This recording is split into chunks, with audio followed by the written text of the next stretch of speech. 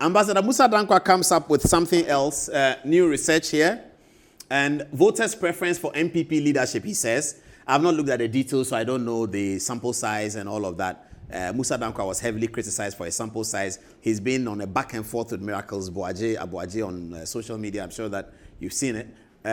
Okay. So he says that voters' preference for the NPP leadership has Mahamudu Bawumia leading at 56%. It's followed by Adom-Otchere Japan at 23%. It's followed by Osei Yaweduchum at 9%. It's followed by Patrick Yabuama, who is yet to indicate his role, yet to indicate his intention in the whole thing. Brian Achampong has indicated his intention. He's been doing quite well on the social media with the videos he put up, speaking in Ghana, Ewe and all that, and showing himself as a youngest person. Brian invited journalists to his home, and I was one of those. I remember I had a very good time with Kojo Angson. We sat together, we were gossiping throughout. Kojo Angson, how are you? Samson Ladi was there too, and Winston. We had a very nice time that day, engaging with Brian, and there were other journalists there. And Brian spoke very well. He spoke passionately. He spoke about what he's done with the party. So Brian has really launched his campaign, and he's really in there. I'm surprised that Brian finds himself behind Patrick Boama, who is actually yet to say anything about anything. So, and then he says others is 5%. Kwabene Japan is yet to launch. I think I hear that he's going to launch. Joe Garte does not even show up in the whole race, which I'm not too sure. I mean, if this survey went to Western region, you would have found some people talking about Joe Garte for sure. But this is what Musa Dankwah says. And until it changes, we will have to look at it like that. 56% Mahamudu Bawumia, 23% Adom-Otchere Japan, 9% Osei Yaweduchum in the third position. Patrick Yabuama, 4% when he has not said he's doing anything. And Brian Achampong, who has said a lot about what he's doing. People think that Brian is really the dark horse in the race. Everyone believes that the race is between Mahamudu Bawumia and Adom-Otchere Japan. Why do they believe so? That's how the last race ended.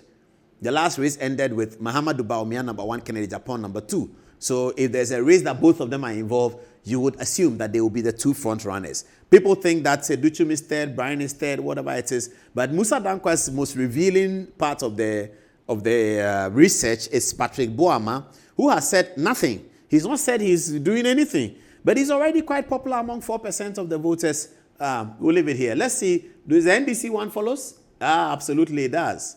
That also has a shocker in there. It has Idrisu Haruna at 27%. 1 percentage point ahead of Johnson Asiedu-Nketia.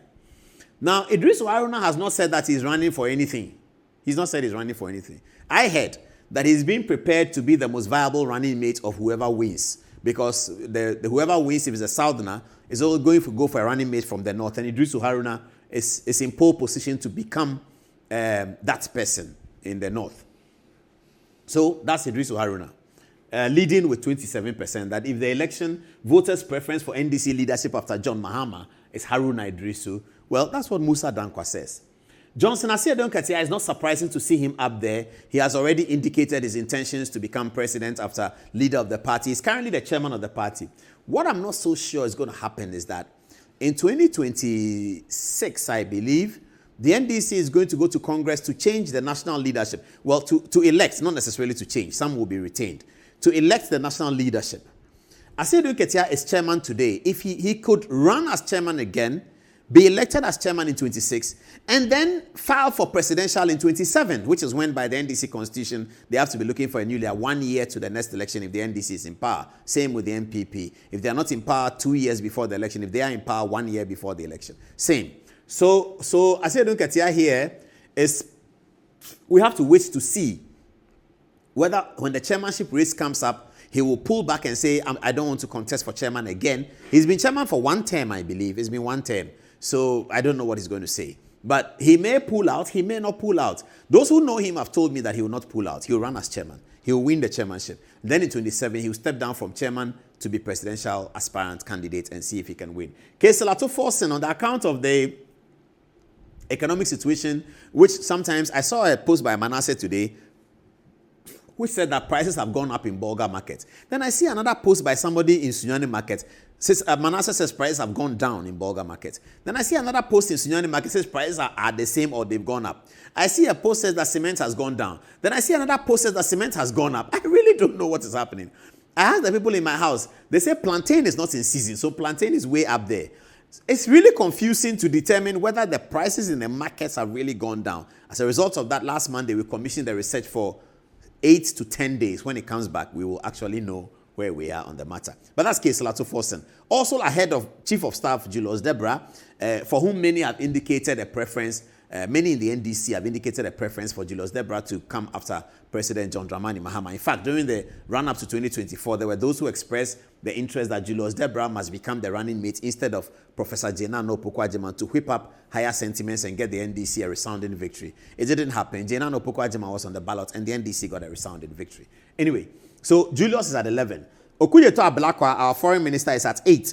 Dr. Rawlings, who has just been overlooked for all the ministerial positions, it was hoping that she'd get the Minister of Health. Grace Ayonsu got it. So Zanetor is not in the first team. And President Mahama has said he may be doing some changes. And learning from the Akufo-Addo experience, I am sure that President Mahama will do a major reshuffle at some point, because the Akufo-Addo lack of reshuffle appeared to have affected the enthusiasm within the NPP people, culminating and contributing to the 2.1 million voters who did not turn up to vote. So President Mahama observing that, I believe that he's going to do a reshuffle. So we just have to say that Zanetor is not being part of the first line of ministers. We don't know what is going to happen next.